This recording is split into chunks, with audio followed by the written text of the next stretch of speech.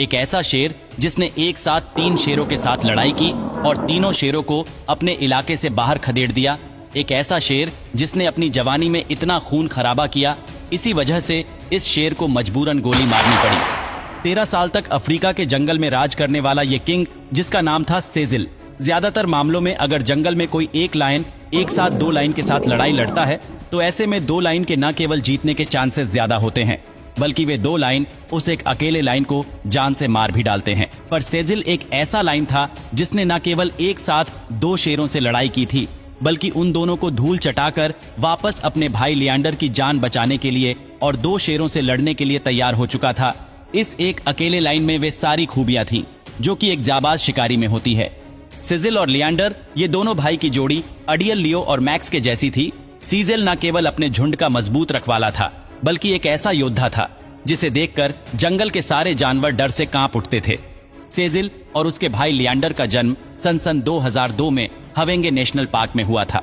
सीजिल बचपन से ही निडर और बेखौफ था। ज्यादातर मामलों में लायन के बच्चे अपने पिता से दूरी बनाए रखते हैं, क्योंकि बच्चों की शरारत से बड़े शेरों का पारा जल्दी खसक जाता है।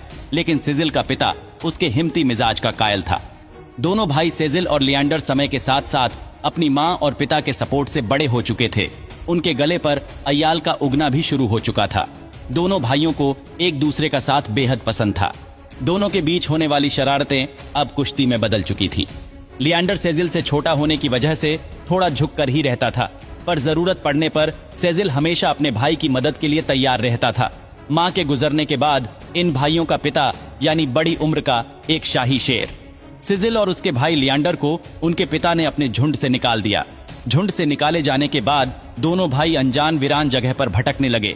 9 सीखियां होने की वजह से शुरुआत के कुछ दिनों तक इन भाइयों को झूठा मांस ही खाना पड़ा था, और उम्र कम होने की वजह से ये 2 भाई ना ही शिकार करने में सक्षम थे और ना ही अपने से बड़े शेरों से लड़ने में सक्षम थे।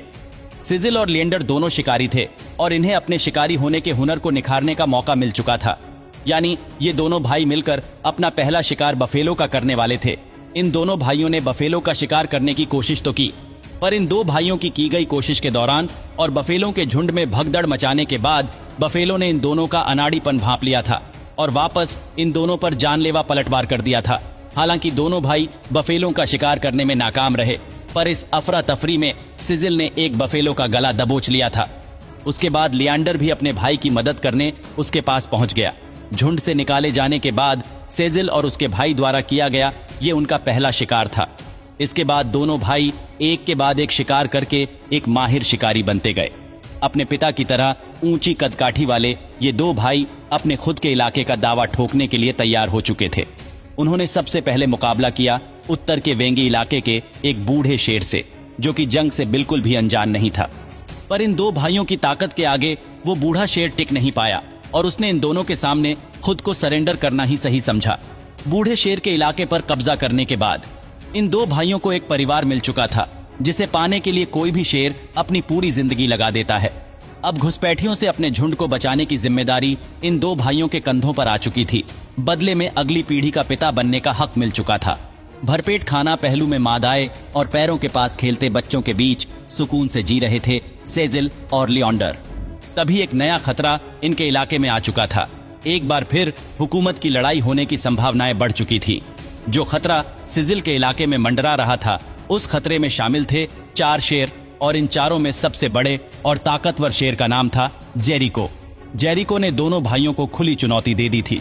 सीजिल और लियांडर के पास उन चारों से लड़ने के अलावा और कोई ऑप्शन नहीं था, क्योंकि दोनों भाई अपने से छोटे नरों के सामने पीठ नहीं दिखा सकते थे।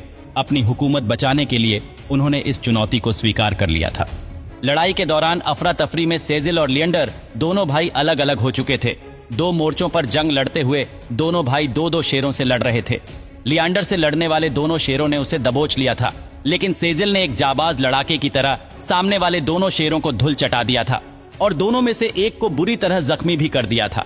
फिर उसके बाद सीजिल तुरंत मुड़कर अपने भाई को बचाने आया, लेकिन तब तक बहुत देर हो चुकी थी। लियांडर आखिरी सांस लेकर अपने भाई सीजिल को अकेला और जख्मी छोड़कर इस दुनिया से जा चुका था।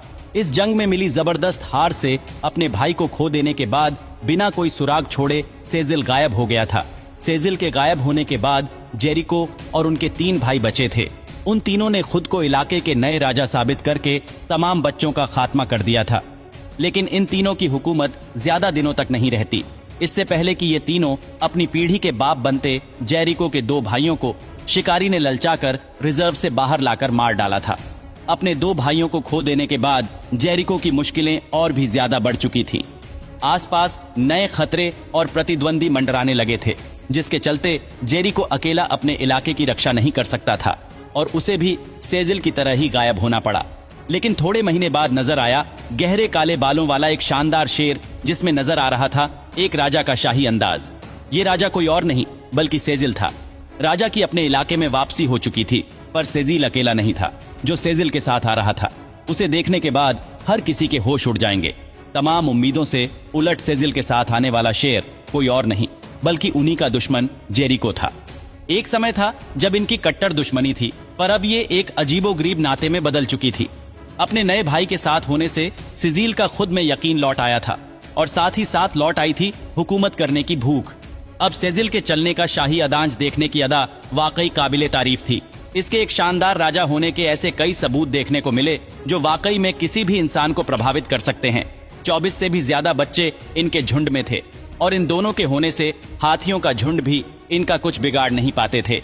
खतरे के दौरान झुंड की हिफाजत करने के लिए झुंड के आसपास जेरिको रहता था और झुंड से बाहर खतरे का मुकाबला करने और एक बॉडीगार्ड की भूमिका निभाने का काम सेजिल करता था।